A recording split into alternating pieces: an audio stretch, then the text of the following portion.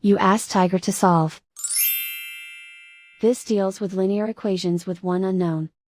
The final result is s equals 43/10. Let's solve it step by step. Simplify the expression. Expand the parentheses. Simplify the arithmetic. Group all constants on the right side of the equation. Add 30 to both sides. Simplify the arithmetic.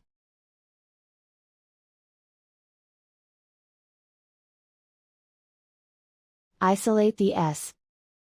Divide both sides by -10. Cancel out the negatives. Simplify the fraction. Cancel out the negatives.